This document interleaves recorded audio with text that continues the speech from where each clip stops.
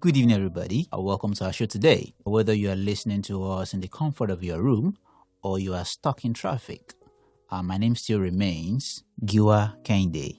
And today we'll be talking about poverty and how to eradicate poverty in Nigeria. Poverty can be said to mean the general scarcity or the state in which somebody lacks the opportunity to make choices on certain issues or choices when it comes to the certain amount of material possession that you have. For many, poverty is all about money. But poverty is bigger than just talking about money. However, it is generally agreed by the United Nations and all over the world that when you make less than $1.25 in a day, you are said to be poverty-stricken. Poverty, as I said, is not just about money. Poverty could be social, economic, political, and there is also something we call relative poverty. That means you can be socially poor, economically poor, politically poor. And I think it is important that we discuss this before we talk about how we can actually eradicate poverty, because you can't eradicate what you don't know. So what are the symptoms of poverty? What are the things that you can see around that can make you say, oh, there is poverty here? First, you will see that in an area where there is poverty, there are serious health issues. You will see people will be dying of cholera. You will see typhoid everywhere because they lack good drinking water, no potable water. You will see people, too many cases of malaria. And I'm sure you'll be wondering, wow, malaria, poverty. Well, when you're unable to have a clean environment because you don't have the means, you're unable to protect your family from mosquitoes. Sorry, it's poverty. People that are poverty-stricken are generally hungry. So in an area where you see hunger, take it or leave it, there is poverty. And the bad part is that when people are hungry, people that don't have money to feed, they go hungry. When they go hungry, their stomach starts reacting because after a very, very prolonged period of hunger, ulcer begins to set in. And that also requires money to take care of. So you can see that there are so many ripple effects of poverty rising from hunger. Then, where there is lack of quality education, poverty abounds. And now you might begin to wonder, education, poverty? Yeah, the greatest investment you can ever make in yourself or in your children's life is education, whether formal or informal. Whether they have to go to school dressed in uniforms, whether they have to go to the university, or whether they have to go to learn a trade. Education is education. When you are not educated, you are writing the letter, in fact, a quick one, to poverty. Because it means you'll be useless. When you don't know how to do anything, you lack any basic skill, sorry, you are useless. And when you're useless, it means you'll be idle. When you are idle, prayer can't cut it.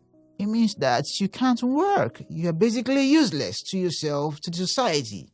It means nobody will employ you. Now let's move on quickly to another symptom of poverty, and that is political participation. And I am shocking quite a lot of people like, what do you mean? I have a lot of money, but I choose not to participate in politics. Yeah, it is true. But there are so many politicians today that choose to make their people poor for selfish reasons. Now, I'm going to give you an analogy of a fowl.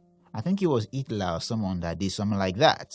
He plucked the feather of this fowl. The fowl was crying, was shouting, was making a lot of noise. And he plucked every single feather off this fowl. Now, imagine the pain. After doing all of that, he dropped the fowl and he started throwing corn. And you know what happened? The fowl started coming back towards him. And that is what happens when people refuse to participate in politics. Take it or leave it, politicians in any democracy have the power. Take it or leave it, I repeat, have the power to make their people rich or poor. Another symptom of poverty is lack of shelter. When people are unable to make enough money to rent a decent house, there is poverty. When the society lacks basic utilities, potable drinking water, for example. And you see, all these symptoms are connected. When people don't have good water to drink, they end up having typhoid, which means they end up having health issues, which takes them to where? To the hospital. And in the hospital, they get to pay money. Of course, if they don't want to die, they just have to part whatever is left on them. And when they don't even have the money, it means people are going to be dying. Another very, very important symptom that many people actually don't pay attention to are personality traits. How do I mean? People that are poverty-stricken, you identify them quite easily, or people with the mentality of poverty, you identify them quite easily. And people that probably have been rich before and became poor, you notice this in them as well. And it is that they flare up at about anything. They throw needless tantrums. They feel so inferior in the society. And they usually have emotional disorder. They are always fighting everybody over avoidable issues. And when you see it's quite sad, but it's true that poverty-stricken people are discriminated against. When you see someone that is rich and someone that is poor, probably with the way they are dressed, you like to move closer to the rich person than the poor person. Probably the poor man or woman is unable to afford deodorant, then you get to perceive body odor and all of that, and you don't want to sit beside them in the bus. That is how much discrimination poverty can cause. Now let's quickly move over to possible ways of eradicating poverty. Chief among them is education. Any nation that chooses not to educate its populace or youth or younger ones, so to speak, will end up being a poverty-stricken nation. Because these people, like I said earlier, they will become useless in the future. When people lack skills, they are not employable. When governments decide to shut down schools because they are refusing to pay salaries, they are indirectly telling everyone that they want poverty in the future for this younger generation. So, we have to pay close attention to education, not just education, quality education. Then there is something we need to stop, and that is brain drain in the society. When the best medical doctors, the best lawyers, the best professionals we have around start leaving the country for greener pastures, we are in trouble. Because it means that the little we make, we get to spend in another country. For example, the president of this country is sick. This country is not 30 years old, it is not 40 years old, it is not 50 years old. This country does not have any good health facilities that can handle the health of our president. That is a slap on Nigeria. He has been flown abroad and he spent quite a number of times there. It means that the money of this country gets to be spent in UK, helping the economy of UK, because the same set of leaders that we've been turning in and churning out, they refuse to invest in the health sector of this country. And because they refuse to invest, the good brains, the brilliant ones, are choosing to leave. That's why you find best doctors in so-so place, best doctors in so-so country, best this, best that. Quite a lot of them are Nigerians. The doctor of the wife of Clinton is a Nigerian. How sad. And our own president is sick. He needs to seek medical attention from a white.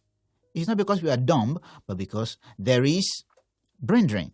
Then there is something we have to work upon as a country, and it is overpopulation.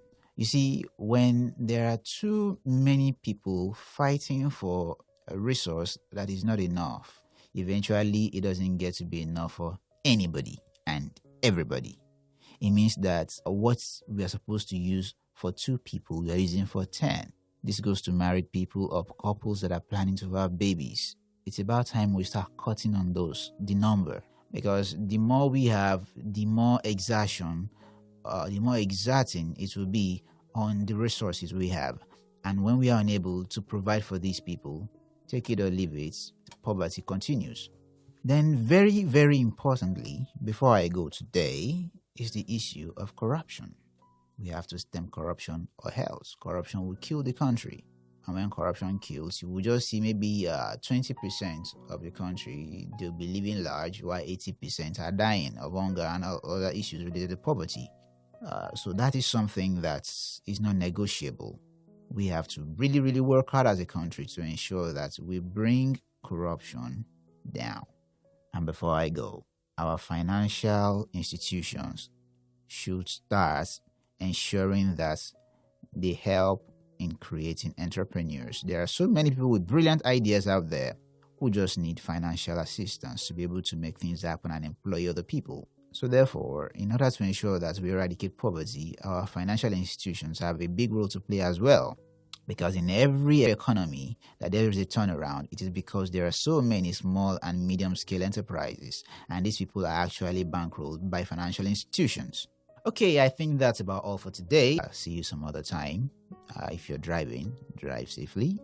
Whatever you're doing, do carefully and modestly. Don't do what I won't do. You know what I won't do. I'll see you some other time. Bye.